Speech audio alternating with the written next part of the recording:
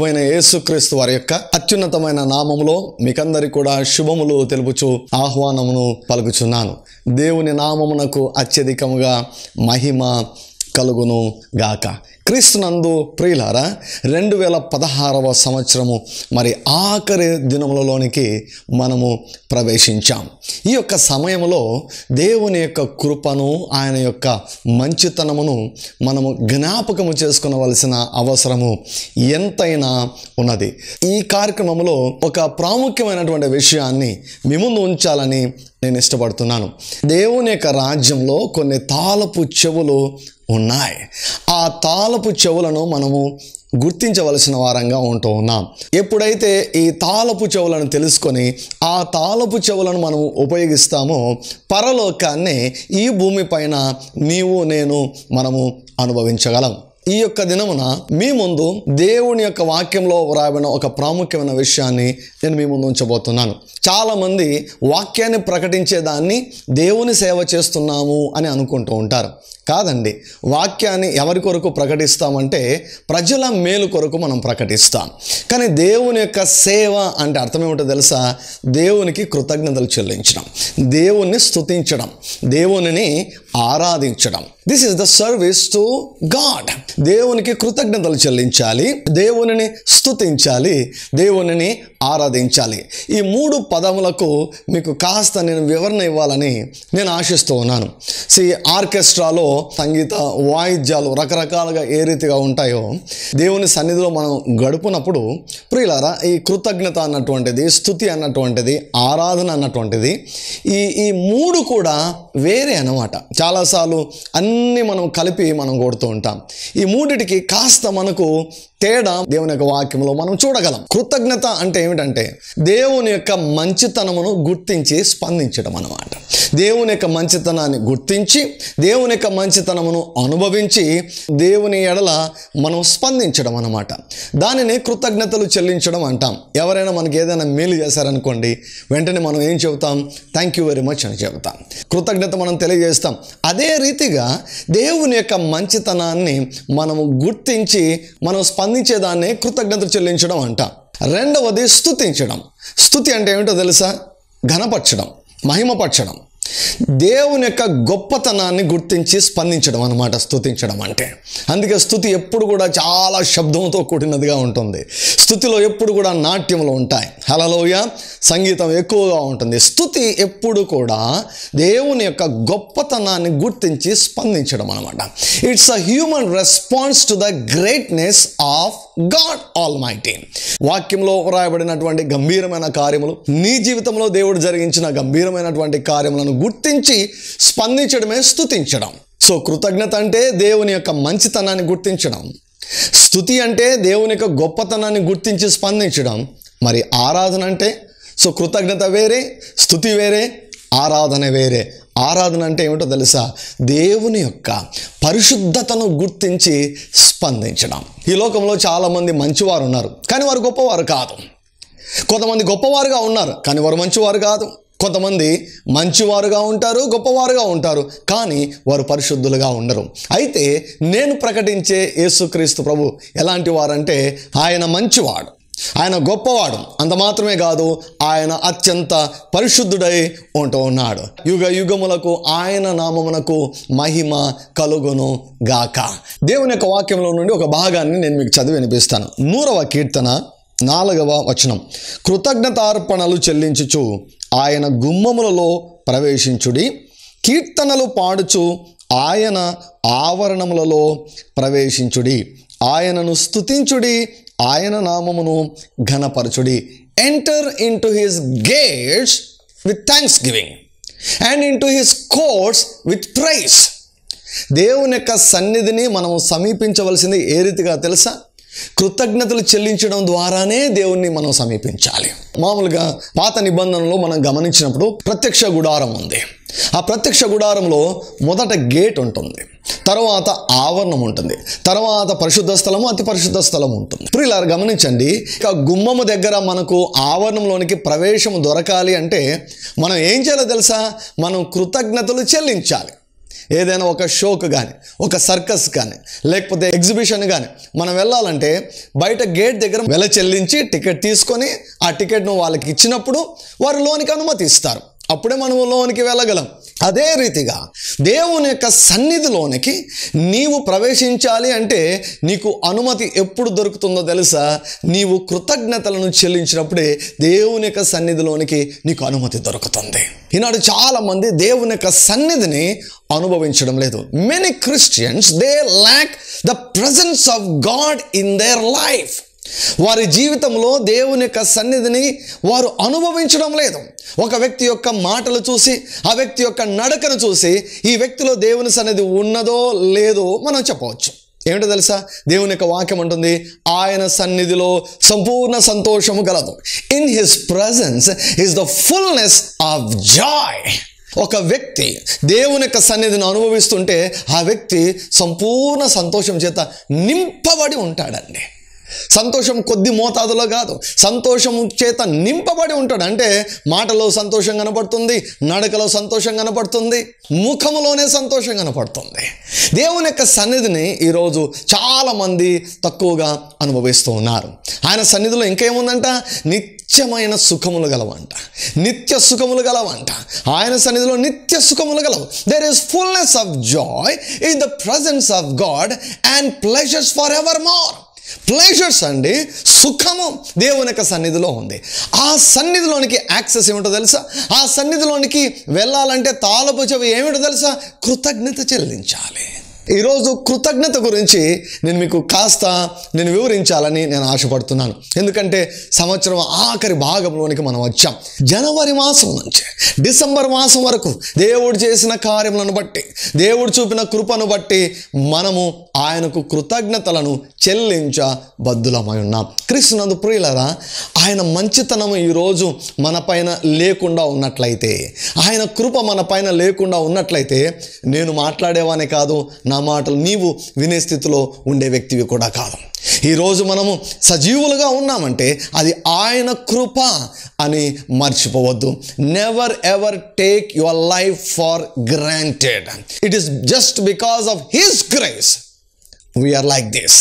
ఈరోజు మనం సజీవులుగా ఉన్నామంటే, ఈరోజు మనము 2016వ సంవత్సరం చివరి భాగమునకు మనం వచ్చాము అంటే అది కేవలం ఆయన కృప అని ఎప్పుడు కూడా మర్చిపోవద్దు. క్రీస్తునందు ప్రియులారా, కృతజ్ఞత అన్నటువంటిది చాలా ప్రాముఖ్యమైనటువంటి విషయం. క్రీస్తునందు ప్రియులారా, కృతజ్ఞత గురించి చాలా వాక్య భాగాలు దేవుడు తన వాక్యంలో ఆయన వ్రాసి ఉంచాడు. కొన్ని వాక్య భాగాలను నేను మీ ముందు ఉంచాలని ఇష్టపడుతున్నాను. రండి, మీ దగ్గర బైబిల్ గ్రంథాలు ఉన్నట్లయితే మీ బైబిల్ గ్రంథాలు తెరవండి. కొలస్సీలకు రాసినటువంటి పత్రిక 3వ అధ్యాయము 15వ వచనం. క్రీస్తు అనుగ్రహించు సమాధానము మీ హృదయములలో ఏలుచుండనీయుడి. ఇందుకొరకే మీరొక శరీరముగా పిలువబడితిరి మరియు కృతజ్ఞులై ఉండుడి. Be thankful, be thankful. కృతజ్ఞులై ఉండుడి అని దేవుని యొక్క వాక్యము సెలవిస్తూ ఉంటున్నది. దేవుని ఎడల మనము ఎప్పుడు కూడా కృతజ్ఞులమై మనం ఉండాలి. It is a commandment. God demands thankfulness from our heart. దేవుని యొక్క మంచితనాన్ని గుర్తించి మనము ఆయనకు కృతజ్ఞతలను చెల్లించాలి. తెస్సలోనికలకు రాసినటువంటి మొదటి పత్రిక 5వ అధ్యాయము 16వ వచనం. ప్రతి విషయమునందును కృతజ్ఞతాస్తుతులు చెల్లించుడి, ఈలాగు చేయుట యేసుక్రీస్తునందు మీ విషయంలో దేవుని యొక్క చిత్తము. చాలామంది ఈ ప్రశ్నను అడుగుతుంటారు, దేవుని యొక్క చిత్తం ఎలా తెలుసుకోవాలి? దేవుని యొక్క వాక్యంలో దేవుడి యొక్క తన చిత్తాన్ని ఆయన వ్రాసి ఉంచాడు. వాటిలో ఒక ముఖ్యమైనటువంటి విషయం ఏమిటంటే ప్రతి విషయమునందును కృతజ్ఞతలు మనం చెల్లించడం. ఎప్పుడైతే మనం మొదటగా ప్రతి విషయంలో కూడా కృతజ్ఞతలు దేవునికి చెల్లిస్తామో తక్కిన విషయాలను దేవుడు బయలుపరిచే రీతిగా ఉంటున్నాడు. మొట్టమొదటి దేవుని యొక్క చిత్తం ఏదో దాన్ని మనం చేయాలండి. దేవుడు మనల్ని ఎందుకు సృష్టించాడు? ఆయనకు కృతజ్ఞతలను చెల్లించు నిమిత్తం, ఆయనను స్తుతించు నిమిత్తం, ఆయనను ఆరాధించు నిమిత్తం, ఆయనను మహిమపరచు నిమిత్తం. దీన్ని ఎప్పుడు కూడా మర్చిపోకూడదు. ఈ యొక్క ప్రాముఖ్యమైనటువంటి బాధ్యతను, ప్రాముఖ్యమైనటువంటి పనిని మనం ఎప్పుడు కూడా మర్చిపోకూడదు. సో పౌలు గారు రాస్తే ఏమంటున్నారంటే ఇది ఒక ఆజ్ఞ. నీవు నేను కూడా మనం దేవునికి ప్రతి విషయంలో కూడా ఆయనకు కృతజ్ఞతలను చెల్లించాలి. దేవుని యొక్క వాక్యంలో కీర్తనకారుడు విశేషంగా కృతజ్ఞతలు చెల్లించాడు. యెహోవా దయాళుడు, ఆయన కృప నిరంతరం ఉండును అంటాడు. యెహోవా దయాళుడు, ఆయన కృప నిరంతరం ఉండును. క్రీస్తునందు ప్రియులారా, కీర్తనకారుడు అనేక మార్లు దేవునికి కృతజ్ఞతలు చెల్లించడాన్ని తన యొక్క గ్రంథంలో ఆయన వ్రాసి ఉంచాడు. కీర్తనల గ్రంథంలో మనం చూసినప్పుడు విస్తారముగా మనకు కృతజ్ఞతలు మనకు కనిపిస్తూ ఉన్నాయి. ప్రతి విషయమందు మనము కృతజ్ఞతలను మనం చెల్లించాలి. 103వ కీర్తన చాలామందికి బాగా పరిచయం. అయితే ప్రియులారా, వాక్యము తెలిసినంత మాత్రాన ప్రయోజనం లేదు, కానీ వాక్యము తెలిసిన తర్వాత వాక్య ప్రకారము మనం జీవించాలి, వాక్య ప్రకారం మనం చేయాలి. We need to be the doers of God's word, not just knowers of God's word, but doers of God's word. దేవుని యొక్క వాక్యమును తెలుసుకోవడం మాత్రమే కాదు, దేవుని యొక్క వాక్య ప్రకారం మనం చేయాలి. కీర్తనకారుడు అంటాడు, నా ప్రాణమా యెహోవాను సన్నుతించుము. మనం ఆయనను సన్నుతించాలి, ఆయనకు కృతజ్ఞతలు చెల్లించాలి. కారణాలు 1 by 1 వరుసగా చెప్పుకుంటూ వెళ్తాడు. మొదటి కారణం ఏమిటో తెలుసా? ఆయన నీ దోషములు అన్నిటినీ క్షమించువాడు. క్రీస్తునందు ప్రియులారా, 2016వ సంవత్సరంలో జనవరి మాసం నుంచి డిసెంబర్ మాసం వరకు నువ్వు ఏ తప్పు చేసినా కూడా ఈరోజు దేవుని యొక్క క్షమాపణ నువ్వు అడిగినట్లయితే ఆయన నీ దోషములన్నిటినీ ఆయన క్షమించే దేవుడుగా ఉంటూ ఉన్నాడు. నీవు ఒకవేళ ఇంతకు మునుపే నువ్వు దేవుని క్షమాపణ అడిగింటే నీ పాపములన్నిటినీ ఆయన తుడిచివేశాడు, ఆయన మర్చిపోయాడు. దేవుడు చేసిన ఓ గొప్ప ఉపకారం ఇది. ఎందుకో తెలుసా? పాపం ఎక్కడుంటే అక్కడ శాపం ఉంటుంది. పాపము నీ జీవితం నిలిచి ఉంటే నీ జీవితంలో శాపం పనిచేస్తుంది. అయితే పాపమును యేసుక్రీస్తు ప్రభు తన స్వంత రక్తముతో ఆ పాపమును తొలగించి వేశాడు, ఆ పాపమును తీసివేశాడు. కాబట్టి శాపానికి ఆస్కారం లేదు. దీనిని గుర్తించి, ప్రభువా నా దోషములన్నిటినీ క్షమించావయ్యా, నా పాపములన్నిటినీ క్షమించావయ్యా, నా అతిక్రమములన్నిటినీ క్షమించావయ్యా, నీ కృతజ్ఞతలు చెల్లిస్తున్నాను. కీర్తనకారుడు గుర్తించిన మొట్టమొదటి ఉపకారం ఏమిటో తెలుసా? పాప క్షమాపణ. ఈరోజు నీ జీవితంలో సమాధానం లేకపోవటం కారణం ఏమిటో తెలుసా? నీవు ఇంకా పాప క్షమాపణను పొందుకోలేదు కాబట్టి నీకు సమాధానం లేదు.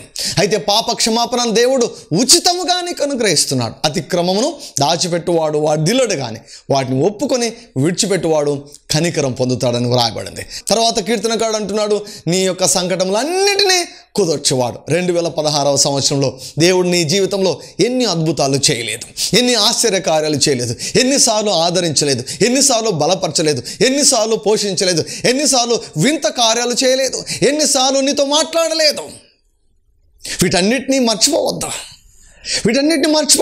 క్రీస్తునందు ప్రియులారా, మనం ఏవి మర్చిపోవాలో అవి మర్చిపోవాలి, ఏవి మర్చిపోకూడదో అవి మనం మరచిపోకూడదు. ప్రభు యొక్క మేలనన్నిటినీ తలపోసుకుంటూ మనం కృతజ్ఞతలను చెల్లించాలి. కొన్నిసార్లు కొంతమంది ఈ రీతిగా అనుకుంటారు, నా జీవితంలో ఏ మేలు నేను చూడడం లేదు, నేను ఏ రీతిగా కృతజ్ఞతలు చెల్లించాలి అని అనుకుంటూ ఉంటారు. క్రీస్తునందు ప్రియులారా, 100వ కీర్తన మనం చూసినప్పుడు 5వ వచనం చూడండి. యెహోవా దయాళుడు, ఆయన కృప నిత్యముండును, ఆయన సత్యము తరతరమును. 3 విషయాలు ఉన్నాయండి. ఈ 3 విషయాలు ఎప్పటికీ మారవు. దీస్ ఆర్ ఇటర్నల్, ఇవి శాశ్వతమైనవి, ఇవి మారవు. ఈ 3ని బట్టి ఆయనకు నీవు ఎప్పుడైనా కృతజ్ఞతలను చెల్లించవచ్చు. మొదటిది ఏమిటో తెలుసా? యెహోవా దయాళుడు. The lord is good. ఆయన దయ కలిగిన వాడు, ఆయన మంచివాడు. కాబట్టి నువ్వు ప్రారంభించు, యేసయ్యా నీవు మంచి దేవుడవు, అందుకు నీ కృతజ్ఞతలు చెల్లిస్తున్నాను. నీవు దయ కలిగినటువంటి దేవుడవు, అందుకు నీ కృతజ్ఞతలు చెల్లిస్తున్నాను. Number 1 reason. రెండవది, ఆయన కృప నిత్యముండును. ఆయన కృప నిత్యముండును, ఆయన ఉచితమైన ప్రేమ నిత్యముండును. కృప అంటే ఏమిటో తెలుసా? అర్హత లేని వారికి ఆశీర్వాదం ఇచ్చేదే కృప. గ్రేస్ అంటాం. ఫెయిల్ అయిన వాళ్ళను పాస్ చేసేదే కృప. గ్రేస్ మార్కులు అంటాం కదా, గ్రేస్ మార్కులు ఏం చేస్తాయి? ఫెయిల్ అయిన వాళ్ళను పాస్ చేస్తుంది. ఆ కృప అంట, అది మారే కృప కాదు, అది నిరంతరం ఉంటుందంట. కాబట్టి నువ్వు ప్రారంభించు, దేవా నీవు మంచివాడు, అందుకు నీ కృతజ్ఞతలు.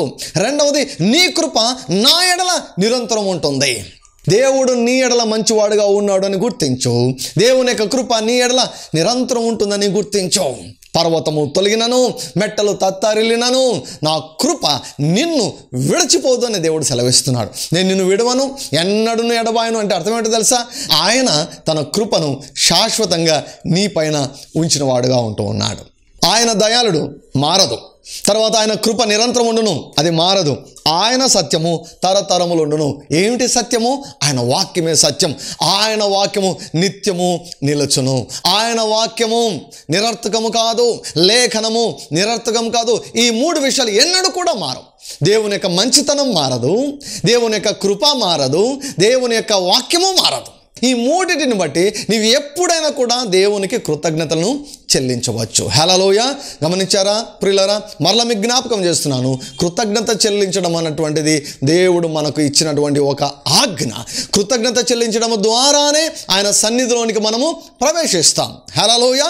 కృతజ్ఞతలు చెల్లించినప్పుడు మనకు గేట్ దగ్గర మనకు అనుమతి దొరుకుతుంది. ఆవరణంలోనికి వెళ్తాం. ఆవరణంలోకి వెళ్ళి మనం ఏం చేస్తామో తెలుసా? ఆయన గొప్పతనాన్ని బట్టి మనం స్తుతిస్తాం, కీర్తనలు పాడతాం.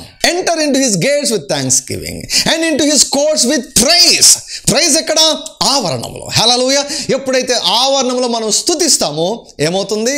దేవుని యొక్క వాక్యంలో వ్రాయబడిన ప్రకారము ఇశ్రాయేలు చేయు స్తోత్రముల పైన ఆయన ఆసీనుడు అవుతాడు.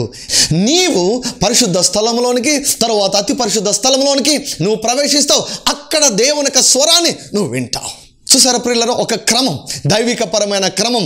నీ ప్రార్థనా జీవితం కూడా కృతజ్ఞతతో ప్రారంభమై స్తుతులతో కొనసాగి ఆరాధనతో నువ్వు ముగించాలి. ఆరాధనతో నీవు ముగించి దేవుని యొక్క సన్నిధిలో కనిపెట్టినప్పుడు ఆయన నీతో మాట్లాడే దేవుడుగా ఉంటూ ఉన్నాడు. హల్లెలూయా. This is a divine order. ఈ క్రమం ప్రకారం ఎవరి ప్రార్థనా జీవితం ఉంటుందో వారు దేవుని యొక్క సన్నిధిని విస్తారముగా అనుభవిస్తారు. Thanksgiving give us permission into the presence of Almighty God. ఆయన సన్నిధిలోనికి ప్రవేశించుటకు మనకు అనుమతినిచ్చేది ఏమిటో తెలుసా? కృతజ్ఞతను మనం చెల్లించడం. కృతజ్ఞత చెల్లించావా? అసలు నాకు అనిపిస్తుంది డిసెంబర్ మాసం అంతా కూడా మనం ఏవి కోరుకోకూడదండి. డిసెంబర్ మాసం అంతా ఏవి అడగకూడదు. కానీ డిసెంబర్ మాసం అంతా కూడా కృతజ్ఞతలు చెల్లిస్తూ రావాలి. ఆయన మనల్ని పోషించాడు, ఆయన మనల్ని ఆదరించాడు, ఆయన మన కన్నీటిని తుడిచాడు, ఆయన మనల్ని భద్రపరిచాడు, ఆయన ఏ అపాయం రాకుండా, ఏ వ్యాధి రాకుండా కాపాడాడు, వ్యాధి వస్తే బాగు చేశాడు. వీటన్నిటిని మనం గుర్తించి ఆయనకు కృతజ్ఞతలను మనం చెల్లించాలి. క్రీస్తునందు ప్రియులారా, కృతజ్ఞతలు చెల్లిస్తూ 2017వ సంవత్సరంలోనికి మనం ప్రవేశించాలి. కృతజ్ఞతలను చెల్లించినప్పుడు ఆయన సన్నిధిలోనికి మనం ప్రవేశిస్తాం. నీ జీవితంలో ఆయన సన్నిధిని నువ్వు అనుభవిస్తున్నావా? ఆయన సన్నిధి ఎక్కడ ఉంటే అక్కడ సంపూర్ణ సంతోషం ఉంటుంది. ఆయన సన్నిధి ఎక్కడ ఉంటే అక్కడ ఆయన స్వరం ఉంటుంది. ఆయన సన్నిధి ఎక్కడ ఉంటే అక్కడ సుఖం ఉంటుంది. ఆయన సన్నిధి ఎక్కడ ఉంటే అక్కడ ఐశ్వర్యం ఉంటుంది. ఆయన సన్నిధి ఎక్కడ ఉంటే అక్కడ ధైర్యం ఉంటుంది. ఆయన సన్నిధి ఎక్కడ ఉంటే అక్కడ భద్రత ఉంటుంది. యేసుక్రీస్తు ప్రభుల వారు ఈ భూమిపైన సంచరించినప్పుడు ఆయన విస్తారంగా తండ్రి కృతజ్ఞతలు చెల్లించేవాడు. 2 విషయాలు మీకు బాగా గుర్తుంటాయి. మొదటిది ఏమిటంటే, యేసు ప్రభు దగ్గరికి వాక్యం వినేదానికి బహుజన సమూహం వచ్చినప్పుడు, వారికి భోజనం పెట్టేదానికి ఏమీ లేనప్పుడు, ఓ చిన్నవాడి దగ్గర 5 యవల రొట్టెలు 2 చిన్న చేపలు ఉన్నప్పుడు తన శిష్యులు ఈ రీతిగా అన్నారు, ఇవి ఏమి సరిపోతాయి అన్నాడు. ఉన్నవి కొంచెం మాత్రమే, కేవలం 5 రొట్టెలు 2 చిన్న చేపలు మాత్రమే. దాదాపు 20,000 మంది అక్కడ ఉన్నారు. 20,000 మంది అక్కడ ఉన్నారు. ఏమి సరిపోతాయి? అయితే యేసు ప్రభునకు తాళపు చెవి తెలుసు. ఏంటి తెలుసా? ఏ రీతిగా ఉన్నదాన్ని విస్తరింపచేయాలో యేసు ప్రభుకు తెలుసు. దేవుని యొక్క వాక్యంలో దేవుడు ఒక మాట అన్నాడు. ఏమన్నాడు తెలుసా? నిశ్చయముగా నేను నిన్ను ఆశీర్వదిస్తాను, నిశ్చయముగా నేను నిన్ను విస్తరింపచేస్తానన్నాడు. ప్రియులారా, నీకున్న ప్రతి ఆశీర్వాదము విస్తరించాలంటే దానికి ఉన్నటువంటి తాళపు చెవి ఏమిటో తెలుసా? కృతజ్ఞత చెల్లించడం. ఉన్న వాటిని బట్టి కృతజ్ఞతలు చెల్లించడం. నీ యొక్క స్థితిని బట్టి నువ్వు కృతజ్ఞతలు చెల్లించినప్పుడు దేవుడు దాన్ని విస్తరిస్తాడు. నీకున్న కొద్ది ఆరోగ్యాన్ని బట్టి దేవునికి కృతజ్ఞతలు చెల్లించినప్పుడు నీ ఆరోగ్యం విస్తరించబడుతుంది. నీకు ఒకవేళ ఆదాయము కొద్దిగానే ఉండవచ్చు, దానిని బట్టి దేవునికి కృతజ్ఞతలు చెల్లించినప్పుడు నీ యొక్క ఆదాయం విస్తరిస్తుంది. నీ నెమ్మది, నీ సమాధానం, నీకున్న మంచి విషయాలు ఏవైనా సరే వాటిని బట్టి నువ్వు కృతజ్ఞతలు చెల్లించినప్పుడు నీ ఆశీర్వాదములు విస్తరిస్తాయి. Your blessing shall be multiplied as you give thanks unto the Lord. యేసు ప్రభు ఏమి చేయలేదండి, కేవలం కృతజ్ఞతలు చెల్లించాడు. థ్యాంక్ యూ ఫాదర్ అన్నాడు. వాటిని బ్లెస్ చేశాడు, అంతే. అందరికీ సరిపోయాయి. వారికి ఇష్టమైనంత మట్టుకు వడ్డించారు. తృప్తిగా వారు భుజించిన మీదట దాదాపు 12 గంపలు మిగిలాయి. హల్లెలూయా.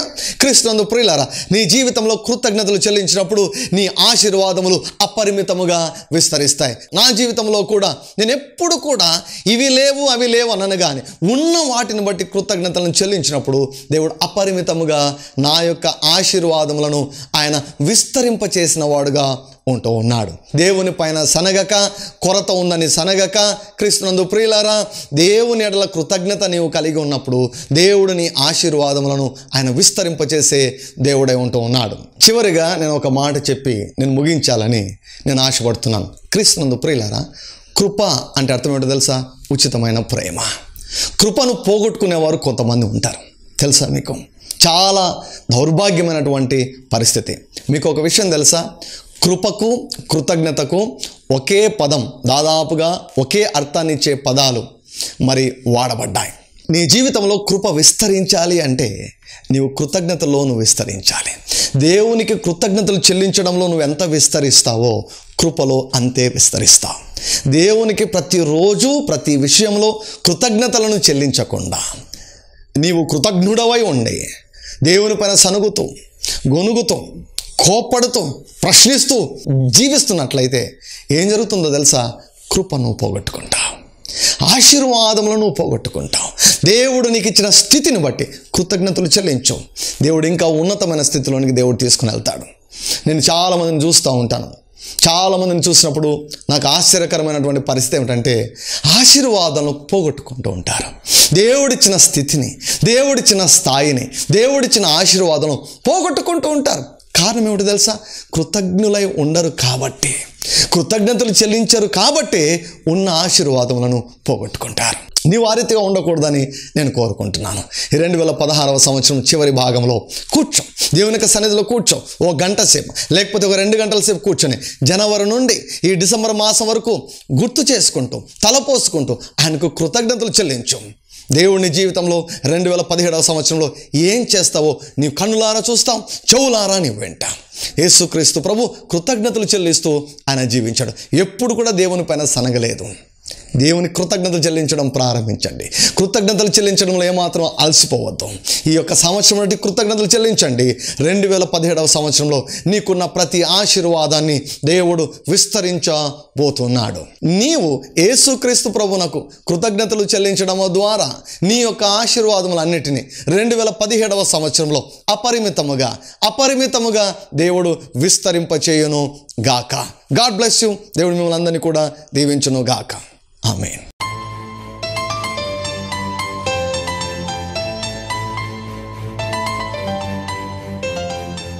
క్రీస్తునందు ప్రియులారా, ఈ యొక్క సంవత్సరం యొక్క ఆఖరి భాగంలోకి మనం ప్రవేశించాం. నాతో కలిసి ఏకీభవించండి. మీ అందరి కొరకు నేను ప్రార్థన చేయాలని నేను మనవి చేస్తున్నాను.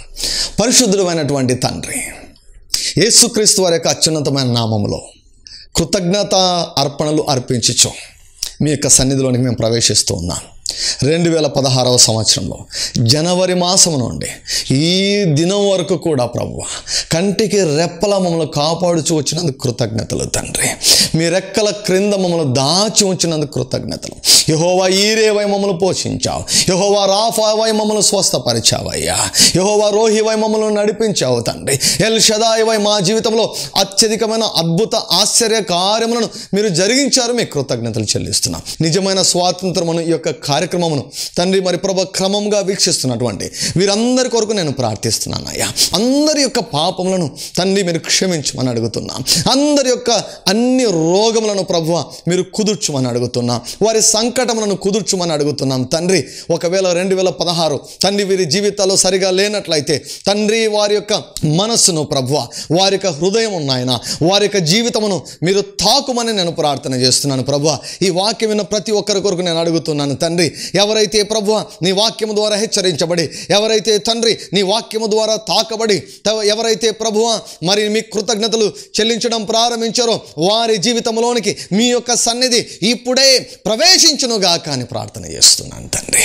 తండ్రి సంపూర్ణ సంతోషం వారి యొక్క హృదయంలో పుట్టునుగాక, నిత్య సుఖమును వారు అనుభవించుదురుగాక నేను మాట్లాడుతున్నాను తండ్రి. వీరి వ్యక్తిగత జీవితంలో దీవించండి. వీరి ఆత్మ ప్రాణము దేహమును దీవించండి. వీరి కుటుంబమును దీవించండి. వీరి ఉద్యోగమును వ్యాపారమును మీరు దీవించమని ప్రార్థన చేస్తున్నాం నాయన.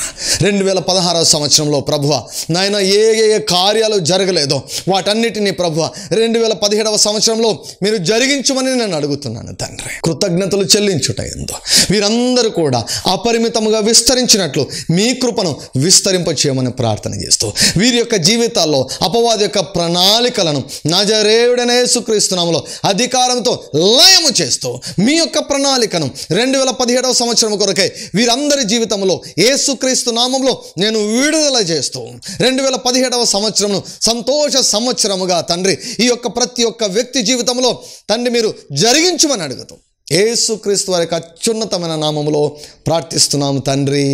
ఆమేన్. ఆమేన్. నాతో ఏకీభవించిన వారందరికీ కూడా ప్రభువైన యేసుక్రీస్తు వారి యొక్క నామంలో మీకు శుభములు తెలియజేస్తున్నాను. God bless you. ఆమేన్. అభిషేకించబడినటువంటి దేవుని యొక్క వాక్యాన్ని మీరు విని మీరు దీవించబడ్డారని నేను నమ్ముచు దేవుని యొక్క నామమును నేను మహిమపరుస్తున్నాను.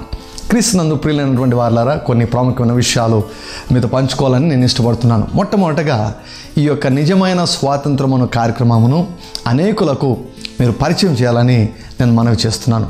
దేవుడు తన వాక్యం ద్వారా అనేకులను నిజమైన స్వాతంత్రంలోనికి ఆయన నడిపిస్తున్నాడు.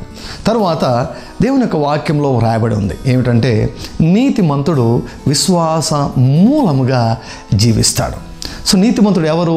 యేసు ప్రభు యొక్క రక్తము చేత కడుగబడినటువంటి వాడు, యేసు ప్రభు రక్తము చేత కొనబడినటువంటి వ్యక్తి.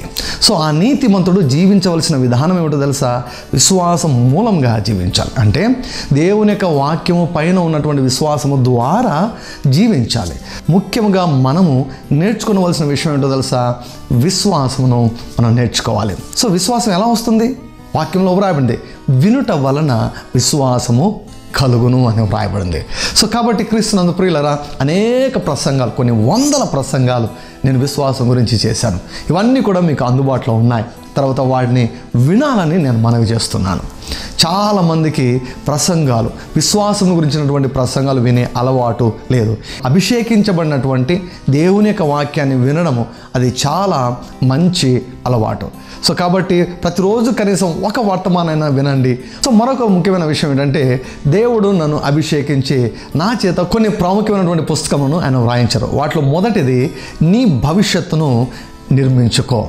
వినేదానికి ఆశ్చర్యంగా ఉంటుంది. అవునండి, నీ భవిష్యత్తు దేవుని చేతిలో లేదు, నీ భవిష్యత్తు నీ చేతిలో ఉంది. దేవుడు అన్నాడు, ఇదిగో ఆశీర్వాదమును శాపమును నీ ఎదుట ఉంచి ఉన్నాను, నీకు ఏది కావాలో కోరుకో అంటూ ఉన్నాడు.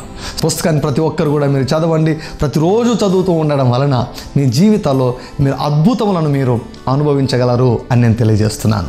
సో మరొక పుస్తకాన్ని 1000 స్తుతులు అన్నటువంటి పుస్తకాన్ని, ప్రతి స్తుతిని కూడా దేవుడు చెప్పి ఆయన వ్రాయించాడు.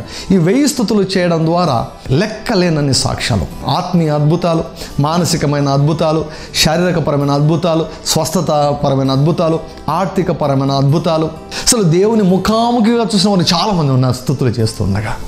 తర్వాత క్రైస్తవ సమాజంలో అత్యంత వివాదాస్పదమైన, నిర్లక్ష్యము చేయబడినటువంటి క్రైస్తవ అనుభవము పరిశుద్ధాత్మ బాప్తిస్మం.